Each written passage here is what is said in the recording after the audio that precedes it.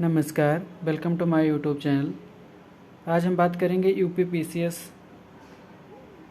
के सिलेबस के बारे में। जो मेंस का सिलेबस है, आप इसको समझते जाइए और आपके ये 2024 के यूपीपीएससी के लिए मोस्ट सूटेबल होगा तैयारी के लिए। और अभी हम मेंस के सिलेबस देखते हैं, उसके बाद में हम प्री के सिलेबस भी देखेंगे और सीसेट के भी सिलेबस देखेंगे। तो आइए हम GS1 का पेपर देखते हैं, इसमें क्या क्या पूछा जा सकता है। पहले हिंदी में देख लेते हैं, फिर बाद में अंग्रेजी में भी इसके अनुवाद को देखा जाएगा। जो सामान्य पेपर फर्स्ट है यानी GS1 पेपर है, उसमें क्या क्या सम्मिलित है। भारतीय संस्कृति के इतिहास में प्राचीन काल से आधुनिक काल तक के कला, रूप, साहित्य व वास्तुकला के महत्वपूर्ण पहलुओं को शामिल होंगे, यानी आर्ट एंड कल्चर किस प्रकार से हैं उन सबको यहाँ सम्मिलित किया जाएगा।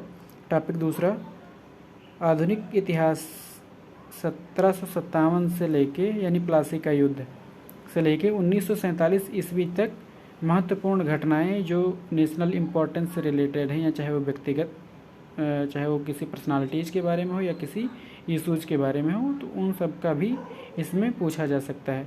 GS1 में हम पहले ये बात कर लेते हैं कौन कौन से सब्जेक्ट ऐसे पूछे जा सकते हैं, जिसमें एक Indian society, geography of India, geography of Uttar Pradesh, और इसमें एग्रीकल्चर से भी कुछ रिलेटेड इशूज पूछे जा सकते हैं, आर्ट एंड कल्चर और हिस्ट्री।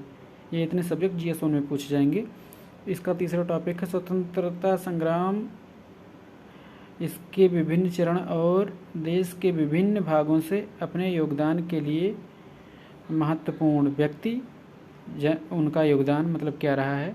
तो जिस प्रकार से देखा जाए तो बेगम हजरत महल जो लखनऊ से संबंधित थी, अहमदुल्ला करके थे, वो अयोध्या से एफिलेटेड थे, तात्या तोपे कानपुर से थे। तो कौन कौन से फेमस पर्सनालिटीज़ हैं इस प्रकार से जुड़े हुए थे, उनके बारे में भी आपको यहाँ डिटेल बताना होगा। टॉपिक नंबर 4, स्वतंत्रता के पश्चात देश के अंदर एकीकरण और पुनर्गठन यानी यूनिफिकेशन एंड रीऑर्गेनाइजेशन जो स्टेट का हुआ है, उसके बारे में भी आपको यहाँ पे स्टडी करना पड़ेगा। टॉपिक नंबर 5, विश्व के इतिहास में 18वीं सदी से 20वीं सदी यानी 18वीं सदी से 20वीं सदी तक के मध्य में घटनाएं जैसे फ्रांसीसी क्रांति, औद्योगिक क्रांति, विश्व युद्ध, राष्ट्रीय सीमाओं का पुनः सीमांकन, उपनिवेशवाद, उपनिवेश की समाप्ति, राजनीतिक दर्शन शास्त्र जैसे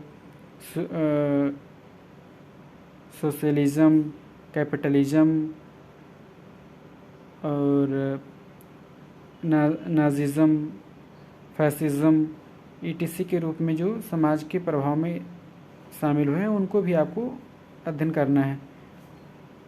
टॉपिक नंबर 6, भारतीय समाज और संस्कृति की मुख्य विशेषताएं, मतलब भारतीय समाज की क्या संस्कृति है, क्या कौन कौन सी संस्कृति, कहाँ से क्या कल्चर पाए जाते हैं, तो उसके बारे में भी आपको अध्ययन करना है। टॉपिक नंबर 7, महिला समाज, महिला के बारे में, समाज और महिला संगठनों की भूमिका, जनसंख्या तथा संबंध समस्याएं, गरीबी और विकासात्मक विषय, शहरीकरण यानी अर्बनाइजेशन और उसकी क्या समस्याएं हैं, उसके बारे में भी आपको स्टडी करना पड़ेगा।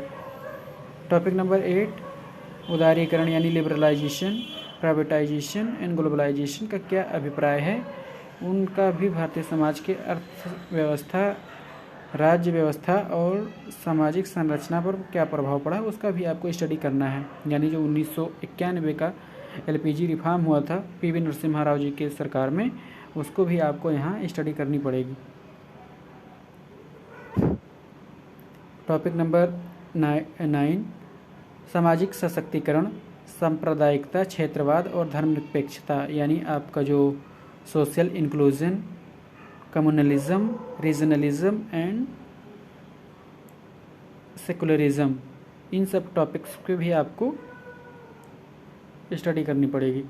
टॉपिक नंबर 10, विश्व के प्रमुख प्राकृतिक संसाधनों का वितरण यानी distribution of natural resources in the world,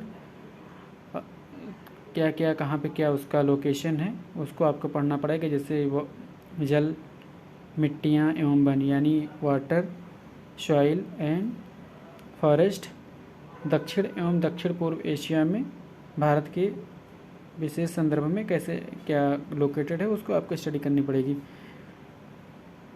topic number 11 भौतिक भूगोल की प्राकृतिक विशेषताएं यानी फिजिकल ज्योग्राफी आपको पढ़नी पड़ेगी, जिसमें आपको अर्थक्वेक, सुनामी, वॉल्केनो की क्रियाएं, चक्रवात,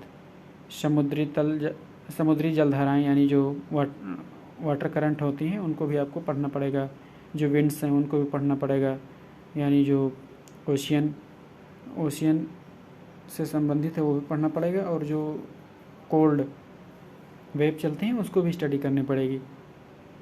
टॉपिक नंबर 12 भारत के सामुद्रिक संसाधन एवं उनकी संभाव्यता यानी जो ओशियन से रिसोर्सेज निकाले जाते हैं, मछली हो गई, तेल हो गए, मतलब ऑयल हो गया, उन सब का क्या एक्सट्रैक्शन होता है वहाँ से, उन सब के बारे में भी आपको क्या संभाव्यता है, क्या पॉसिबिलिटीज़ है, उनकी क्या स्कोप है, उसको भी आपको स्टडी करनी पड़ेगी। टॉपिक नंबर 13 ह्यूमन माइग्रेशन यानी मानव प्रवास, विश्व की शरणार्थी समस्या यानी जो रेफ्यूजीज़ क्राइसिस है उसके बारे में भी आपको स्टडी करनी पड़ेगी। भारत उपमहाद्वीप के संदर्भ में क्या इसके हैं, जैसे इंटरनल माइग्रेशन होता है एक स्टेट से दूसरे स्टेट में, urban to rural, rural to urban, उन सब के बारे में आपको स्टडी करनी पड़ेगी। टॉपिक नंबर 14 सीमांत तथा सीमाएं यानी जो आपके जो बाउंड्रीज हैं भारतीय उपमहाद्वीप में उसको भी स्टडी करनी पड़ेगी। टॉपिक नंबर 15 ये लास्ट टॉपिक है GS1 के लिए, तो इसमें पॉपुलेशन एंड हैबिटेशन आपको पर कितने टाइप के होते हैं, क्या क्या उसके फॉर्म होते हैं, अर्बनाइजेशन, स्मार्ट सिटीज़ और जो स्मार्ट विलेज हैं उसके बारे में आपको स्टडी करनी पड़ेगी। तो ये रहा आज का जो पहले पेपर के बारे में। अब दूसरे पेपर को भी देखते हैं।